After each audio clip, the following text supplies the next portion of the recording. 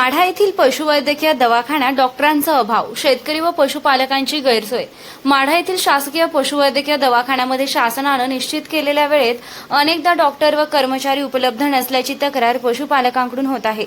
जनावरांच्या आजारपणाच्या वेळी उपचारासाठी दवाखान्यात येणाऱ्या शेतकऱ्यांना निराश होऊन परत जावे लागत असल्यानं तीव्र नाराजी व्यक्त होत आहे। शेतकऱ्यांच्या दृष्टीनं पशुधन हे उत्पन्नाचं महत्त्वाचं साधन असून वेळेवर उपचार न मिळाल्यास जनावरांच्या आरोग्यावर गंभीर परिणाम होऊ शकतो। शासन लाखो रुपये खर्च करून पशुवैद्यकीय सेवा उपलब्ध करून देत असताना प्रत्यक्षात दवाखान्यात डॉक्टर उपस्थित नसणं ही गंभीर बाब आहे। संबंधित विभागाने याची तात्काळ दखल घेऊन दवाखान्याचं वेळापत्रक काटेकोरपणे पाळावे, डॉक्टर व कर्मचारी नियमित उपस्थिती सुनिश्चित करावी आणि पशुपालकांना दर्जेदार सेवा उपलब्ध करून द्यावी अशी मागणी नागरिक व शेतकरी वर्गातून होत आहे।